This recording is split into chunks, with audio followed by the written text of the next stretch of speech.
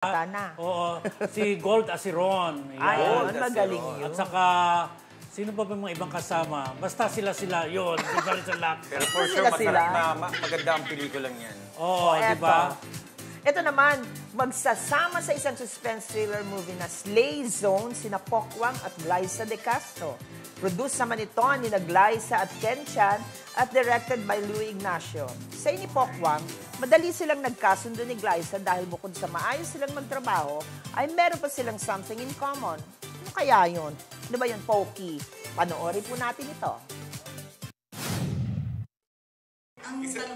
Kung ano yung mga common sa inyong dalawa. Kung bakit lapitin kami ng afam. Diyos! Nagkataon na swerte siya. Bakit ang nakuha ko? Diyos! may ulalo. Alam niyo may ulalo? Yes. Yung sa kamote. Yung butas sa kamote. But anyways. Ayun nga, si Glay kasi, nakikita ko siya pagka meron siyang ginagawang teleserye, pelikula, iba-iba yung naibibigay niya. No? So, ibig sabihin, talagang inaaral niya yung karakter niya, ginagawa niya yung trabaho niya ng mahusay, pulido. So, kaya hindi ako magtataka kung bakit siya tumagal sa industriya. Ilang years ka na, anak? 20 na rin pareho tayo. 20 years na rin pareho kami. Yun. So,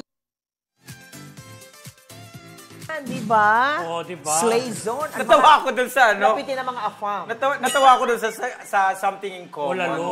Oo. Mga foreigner kasi Ulalo? mga Bakit ano. ulalo? Ulalo. Ulalo. Ang ulalo daw yung butas sa kamote. Parang gano'n, may butas sa kamote. Sabi ni Pokwang, may something in common silang dalawa, kaya lang siya minalas. Si ano, bagong Nerte. kasal. Oo, si Nerte. Pinakasal. Diba? Gwapo yung jowa ni, ni Glyza, di ba? Di ba? Bongga At naman. bagets. Correct. Okay. At dahil nga sa hindi niya magandang karanasan sa AFAM, say pa ni Pokwang, kailangan mas magpaganda siya ngayon. Para sa isang dahilan. O yan ang alamin nating dahilan. Roll VTR. talaga, pagka napindeho ka, ay!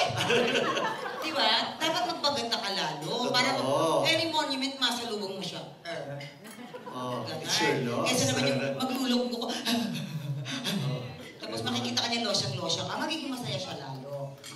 Kailangan maglaway ka. Dami kong trabaho. Diba? Anong masasabi niyo sa napindeho ang term?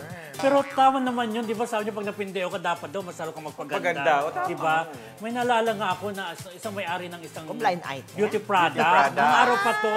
Tapos sabi ko, bakit po kayo ang nasa billboard? Sabi niya. Alam mo, sabi niya, dapat yung mga hiwalay sa asawa, dapat nasa billboard. Bakit po? Kasi pag tumingal at nakita ng jowa nila, ay, ito pala yung iniwan ko. Parang Sweet gano'n. revenge ang tawag dun, Roda. The one that got away? Ganti. Thought Diba? God? Pero in a nice way. O yun, di Pero ba? ginagawa ko, Benny? Hindi. Nananahimik lang ako. Talbo. At saka wala naman akong karelasyon. Ano ka ba? Ako parang hindi naman, ha? Paulit-ulit yan, ha? Kaya nga parang wala ka sa sarili mo, parang in love ka na naman, eh. Siguro meron ka rin AFAM. Naghahanap pala ako ng apam. Diyos ko, Tatalbugan ko si Glyza at si Pokwang. Hindi, Ito, meron babras talaga ka. ako. Naglagay talaga ako ng glass. Aminin. Pati labi mo lang yung ulan. Chinikismis kasi ako dito eh. Dahil hindi lang magpulang labi, pati face, Ayaw ha? nga, Benny. Bakit? Alam mo kasi mapula ang labi ko dahil connected to sa blind item mamaya. Wow, ang ganda ng Oo, show. ganon. Hindi ba mong topic talaga? Sino ba yan? Mamaya pa. Kagabi...